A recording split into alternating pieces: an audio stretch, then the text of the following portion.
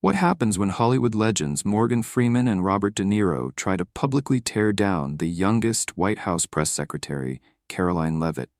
The answer will leave you stunned. Her response doesn't just challenge them, it brings them to tears, bridging divides that seemed impossible to overcome. But before we dive into this story, I want to hear from you.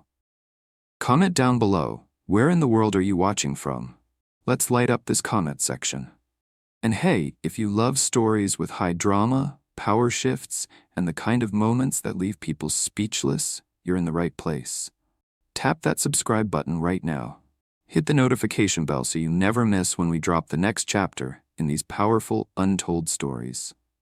In this jaw-dropping moment, we witness a fierce exchange at the Kennedy Center between two of the most iconic actors and the 25-year-old political figure who refuses to back down.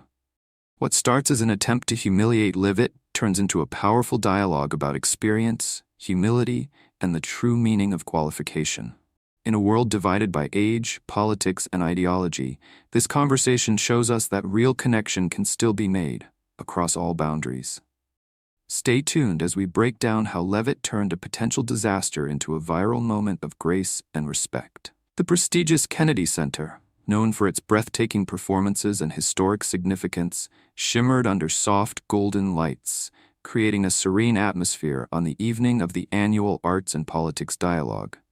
This year's event was poised to be one of the most anticipated of all, with a panel featuring some of the biggest names in Hollywood and politics.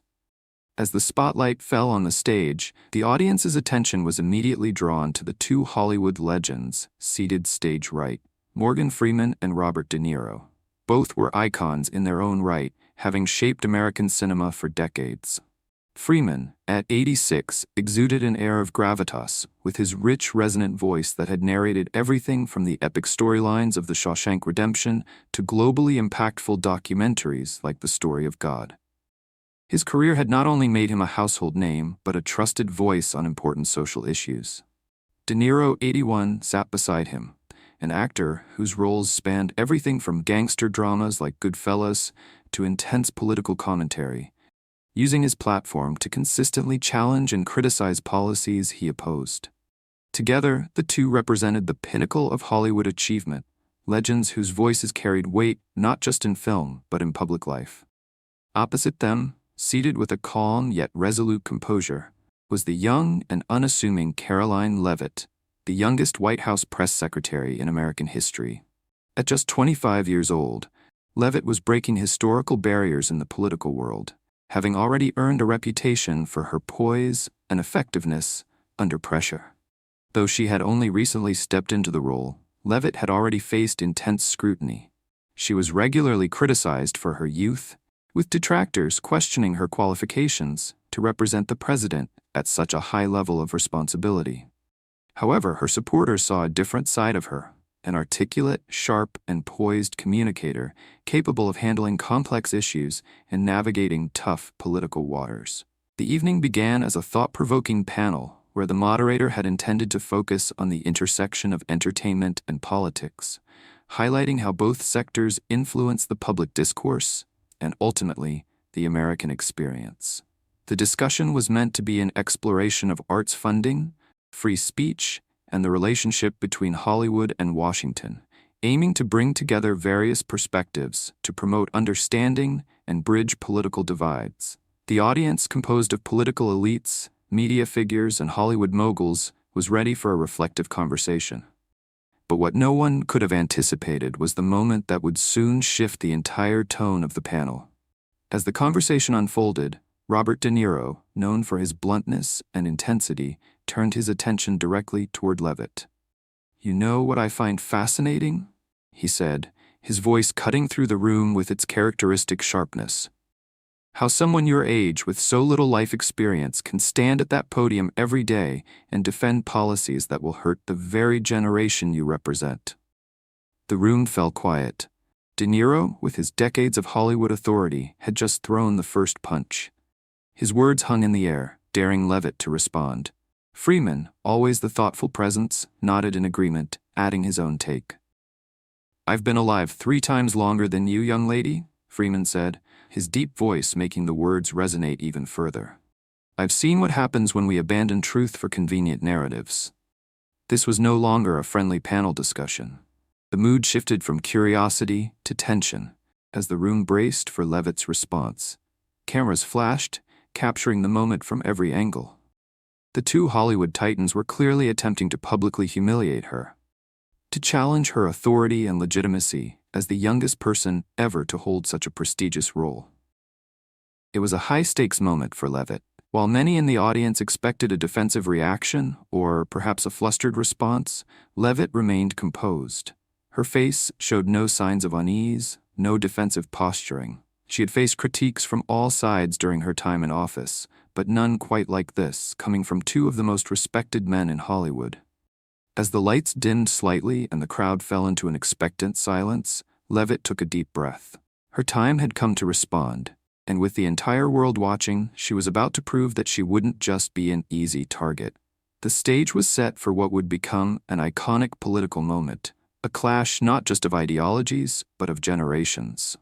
What happened next would leave everyone in that room, Freeman, De Niro, and the audience, stunned and, for some, teary-eyed. Before we dive into the extraordinary confrontation that ensued, let's take a closer look at the figures involved and the stakes at play. The Kennedy Center, a symbol of American culture and the arts, had long been known for its illustrious events. The annual Arts and Politics Dialogue had always attracted political elites, media magnates, and A-list celebrities, but this year the panel promised something more charged than ever. On one side of the stage sat Morgan Freeman, a man whose career spanned decades of transformative performances. Freeman wasn't just an actor, he had become a revered cultural icon whose voice carried the weight of experience and wisdom. At 86, Freeman had played roles that cemented his place in Hollywood history, from the stoic narrator in The Shawshank Redemption to the reflective wisdom of the Story of God series. As a public figure, Freeman had not only gained recognition for his cinematic work, but had also used his platform to speak out on political and social issues, often advocating for progressive causes. His career had made him a trusted figure on matters of race, governance, and equality. Freeman, in this setting, was not just an actor. He was the embodiment of the old guard, someone whose words were always considered with gravity, whose opinions carried significant weight, especially in political and social matters. Beside Freeman was Robert De Niro, equally commanding, but with a different kind of presence. At 81, De Niro had spent his life portraying some of the most intense and complex characters in film. His work with director Martin Scorsese in Taxi Driver, Goodfellas, and Raging Bull earned him multiple Oscars and critical acclaim. But it was his career outside the realm of acting that had often sparked headlines in recent years. Known for his bold political opinions and his unflinching criticism of conservative policies, De Niro had built a reputation as an outspoken critic of those in power. His blunt criticism of President Donald Trump, for example, had made him a polarizing figure in American politics.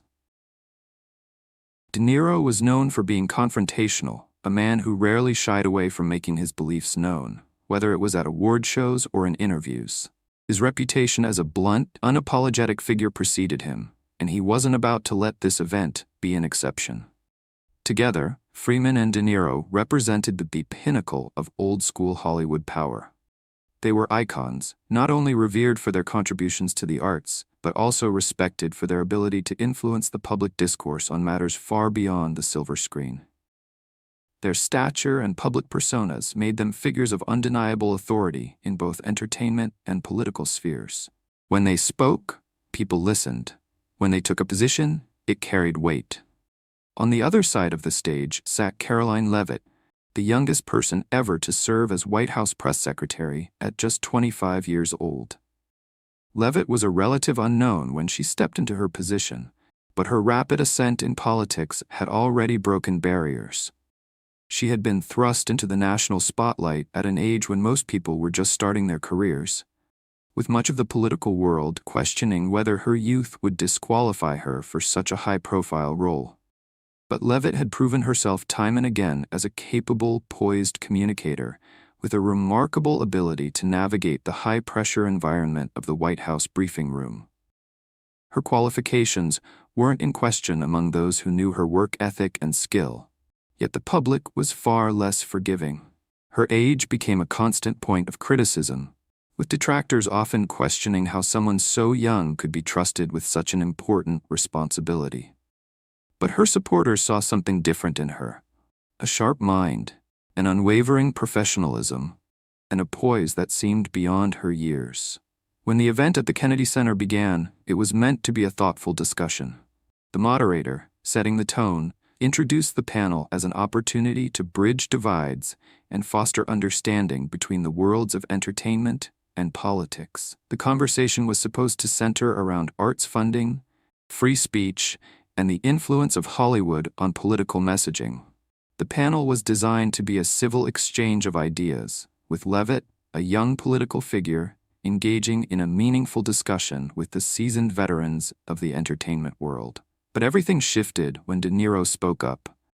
The moment was a sharp pivot from the panel's intended tone. "You know what I find fascinating?" he began, leaning forward with the intensity that had made him famous on screen. His voice was laced with a challenge, one that instantly made the room hold its breath. "How someone your age with so little life experience can stand at that podium every day and defend policies that will hurt the very generation you represent." The words were cutting, calculated, and deeply personal. De Niro was questioning not just Leavitt's politics, but her very legitimacy as a political figure. In one swift move, the conversation about arts and politics had turned into a personal confrontation. Freeman, not one to stay silent when he shared a belief, added his voice to the mix. "I've been alive 3 times longer than you, young lady," Freeman said, his voice resonating in the auditorium like thunder. "I've seen what happens when we abandon truth for convenient narratives." His words hung in the air, a weighty addition to De Niro's challenge. Freeman, a man who had seen decades of political and social upheaval, was now questioning the very core of Leavitt's qualifications, her ability to truly understand the complexities of governance. As the words from these two Hollywood titans echoed through the Kennedy Center, the room fell silent. This wasn't just an innocent panel discussion anymore. The stakes had been raised, and the younger press secretary was now caught in the crossfire of an ideological battle. What had been planned as a thoughtful, high-level discussion about the arts and politics had become a public test for Leavitt, one where her ability to handle a high-pressure moment was being scrutinized by the nation's most celebrated actors in front of a capacity crowd. All eyes were now on Leavitt. Cameras zoomed in, phones clicked. The audience, which had gathered expecting a civil debate, now waited with bated breath to see how this young woman would respond to the verbal barrage coming from two of the most revered figures in American entertainment. Would she falter under the weight of their criticism? Would she become defensive or rise above the challenge? The air was thick with anticipation as the moment became even more charged than anyone had expected. The Kennedy Center event was originally billed as a thoughtful, nuanced discussion aimed at bridging the gap between Hollywood and Washington. The panel was meant to focus on arts funding, free speech, and the role of entertainment in shaping political discourse. With a diverse crowd in attendance, including cabinet secretaries, congressional leaders, network executives, and top-tier celebrities, the goal was to create a platform for civil dialogue and to find common ground between entertainment and politics. The atmosphere was one of respect and intellectual exchange, a celebration of the potential for art to inspire social change and vice versa. However, the moment De Niro launched his personal attack on Leavitt, the entire tone of the event shifted. What was supposed to be an academic discussion had quickly devolved into a confrontation, with Leavitt now at the center of a high-stakes public test. While Freeman and De Niro had little to lose professionally from this public skirmish, given their legendary status and decades of success, Leavitt's position was far more precarious. She was young, politically inexperienced by comparison, and still working to prove herself in a high-pressure role. Any misstep on her part could easily undermine her credibility and deepen the narrative that youth disqualified her from such responsibilities. The cameras flashed relentlessly, smartphones raised throughout the room, capturing every word and expression. This wasn't just a conversation between a seasoned actor and a young political figure. It was a moment that would play out on social media and in the headlines, shaping the way Leavitt was perceived by the public. For the young press secretary, this could be a defining moment, one that either affirmed her qualifications or magnified the doubts about her role. As De Niro and Freeman made their pointed critiques, the room was on edge, but Leavitt remained calm and composed, awaiting her moment to respond. The shift from a casual discussion to an unexpected challenge had completely changed the dynamic of the event. Top of form. As the tension mounted, De Niro didn't back down. Leaning forward, his voice grew more intense. "When I was your age, I was still figuring out who I was," he said, his words cutting through the room. "I wasn't presuming to speak for the leader of the free world." His tone was laced with a mix of skepticism and challenge, expecting a defensive reply from Leavitt. Some in the audience applauded, showing support for De Niro's critique, reinforcing the weight of the pressure she faced. Freeman, sitting quietly but intently, nodded in agreement. His deep, measured voice added to the critique. "In my 86 years, I've learned that humility comes before authority. I'm curious what qualifies someone just a few years out of college to stand at that podium representing America to the world." The question wasn't just about policy, it was about her very right to hold such a position, given her youth and relative inexperience. With the spotlight now entirely on her, the moderator tried to regain control of the discussion, suggesting they return to the original topic. But De Niro, undeterred, cut him off. "No, let's hear the answer," he insisted, pushing for Leavitt to justify her place at the table. The room was tense, the cameras trained on her every move. This was no longer just a political discussion. It was a test of Leavitt's ability to withstand one of the most intense public challenges she had ever faced. Everyone was waiting for her response. Top of form, bottom of form. With the pressure mounting, Leavitt adjusted her microphone, steadying herself before she spoke. The room fell silent, waiting for her reaction. To everyone's surprise, instead of responding defensively or backing down, she began with a calm, respectful acknowledgement. "Mr. Freeman, Mr. De Niro," she said, her voice clear and confident. "First, let me say what an honor it is to share this stage with you both. Your films have shaped American culture in profound ways." The sincerity in her tone seemed to momentarily disarm the two Hollywood legends, who likely expected a more defensive reaction. Leavitt continued, addressing De Niro directly. "You mentioned that when you were my age, you were still figuring yourself out. That's not unique to your generation. I'm figuring myself out too, every single day. The difference is, I'm doing it while cameras document every word and expression." Her words caught the audience's attention. She wasn't just talking about herself. She was speaking to the broader experience of public scrutiny, a challenge that everyone, especially young people in powerful positions, faces in today's media age. "But here's what I know for certain about myself," she added, grounding her response in personal experience. "I grew up in a small New Hampshire town where my parents ran a small business. They never made Hollywood money, but they taught me more about integrity and hard work than any Ivy League degree could provide." Her personal story shifted the atmosphere in the room.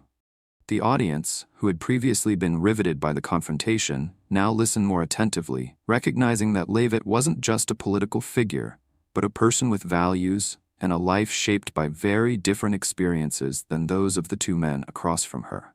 Freeman, usually a figure of immense composure, softened slightly, showing signs of respect for her calm but powerful response. Top of form, bottom of form. Leavitt's calm, measured response had shifted the dynamic, but De Niro wasn't done. His posture relaxed, but his skepticism remained. "I stand at that podium not because I believe I know everything," Leavitt continued, "but because I believe diverse perspectives strengthen our democracy. That includes generational diversity." She wasn't just defending her position, she was framing it as part of a broader conversation about inclusion and the value of different viewpoints in governance. The room, once tense, now seemed to lean in with interest. Leavitt's words resonated, not only addressing De Niro's attack, but challenging the underlying assumption that experience was the sole qualifier for leadership. "You both have spoken powerfully throughout your careers about inclusion and breaking barriers," she added, making a subtle but pointed connection between the actor's own advocacy for change and her own fight to represent a new generation in politics. As she spoke, it became clear that this was no longer a one-sided confrontation. The dialogue had transformed into a meaningful exchange about values, representation, and what it truly means to serve in public office. The audience, regardless of political leanings, could sense the gravity of the moment. This wasn't just about politics or age, it was about the kind of country they wanted to build. When a voice suddenly interrupted from the crowd demanding, "What qualifies you?"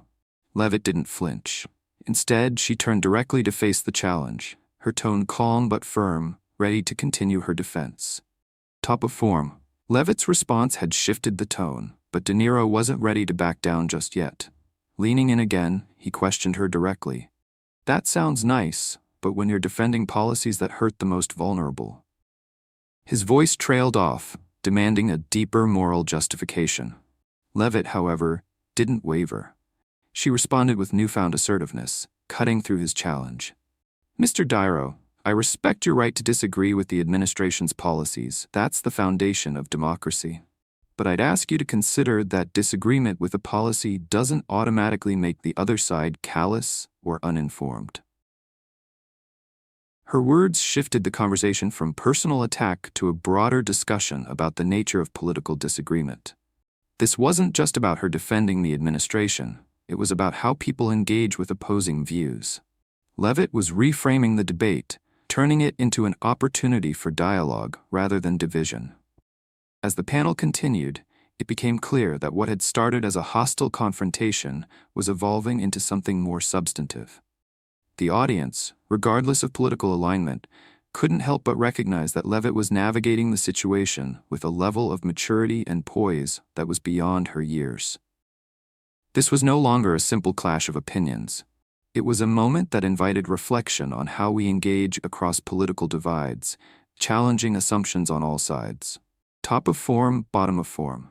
As the exchange continued, Morgan Freeman, who had been quietly observing, leaned forward once more. His expression had shifted from skepticism to genuine contemplation. "Miss Leavitt," he began, his voice filled with respect, "while I appreciate your composure, there's something fundamental you're missing. When you defend policies that many consider harmful, you're not just communicating, you're enabling.